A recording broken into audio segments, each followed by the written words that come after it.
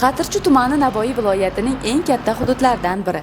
Bu yerda aholi soni 200 mingdan ortiq. Tumandagi 100 dan ortiq davlat tashkiloti va muassasalari xalq xizmatida. Adliya bo'limi esa fuqarolarning huquqiy muammolariga ijobiy yechim topishda yaqin ko'makdoshga aylangan.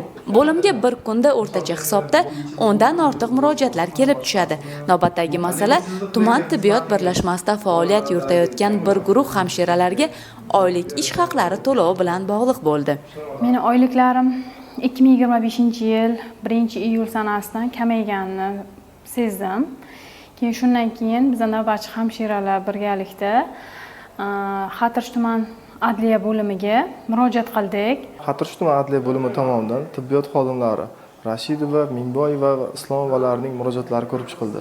Murojaatni o'rganish davomida Vazirlar Mahkamasining 276-sonli qarorida belgilangan 4-guruhga mansub koeffitsiyentlarda pul to'lashi lozim bo'lsa-da, 2-guruhda belgilangan koeffitsiyentlar asosida pul to'langan. Ya'niki ushbu fuqarolar shoshilinch tez tibbiy yordam ko'rsatish sohasidagi xodimlar hisoblansa-da, bu masala 4-guruhga asosan 1.15 koeffitsiyentda oylik ish haqlari hisoblanishi to'lanishi belgilangan bo'lsa-da, 2-guruh orqali 1.03 koeffitsiyentda oylik ish haqlari to'lanib, o'rtadagi tafovutlar yuzga kelgan.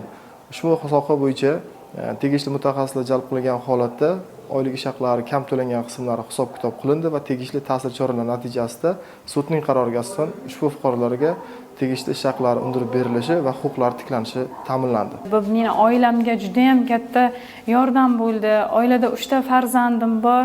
Farzandlarim bog'chaga boradi, maktab kurslariga boradi. Ularning to'lovlarini qildim. O'sha kuni oilada bitta yaxshi bozorlik qilib bayram qildim. Bo'limga kelib tushgan yana bir murojaat imtiyozli shartlarda nafaqaga chiqish masalasiga tegishli. 25 yil davomida favqulodda vaziyatlar tizimining yong'in qutqarish qismida faoliyat yuritgan Sobir ota Ermatov aynan shu vaj bilan adliyaga ariza qoldirdi. Vazirlar Mahkamasining 637-sonli qarori bilan tasdiqlangan 2-ro'yxat 15-qismida o'sha favqulodda vaziyatlar qutqaruvchi sifatida ishlagan davri 10 yil oldin pensiyaga chiqish mumkinligi belgilab qo'yilgan. Faqat attestatsiyadan o'tganda pensiya bo'limi tomonidan ushbu fuqaro attestatsiyadan o'tmaganligi sabab vajdan qilib imtiyozli pensiya chiqishni rad etgan. O'zbekiston Respublikasi Prezidentining 185-sonli farmonida 2014-2024-yil davrida bu xizmatda o'sha favqulodda vaziyatlarda ishlagan davri attestatsiyadan o'tkazilmasligi belgilab qo'yilgan. Shu jihatdan o'sha fuqaroning manfaati sudga da'vo ariza kiritilib, huquqlari tiklab berildi. Adliya bo'limi yordami bilan pensiyaga, nafaqaga chiqdim. Hozirgi kunda navaralarni o'ynatib, nafaqa pullarni maza qilib yashayapman. Rahmat. Navoiy viloyati adliya boshqarmasi va tuman shahar adliya bo'limlariga joriy yilning shu davriga qadar 2000 ga yaqin murojaatlar kelib tushgan.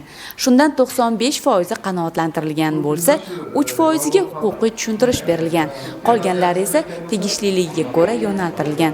Ta'kidlash joizki, birorta murojaatga rad javobi berilmagan.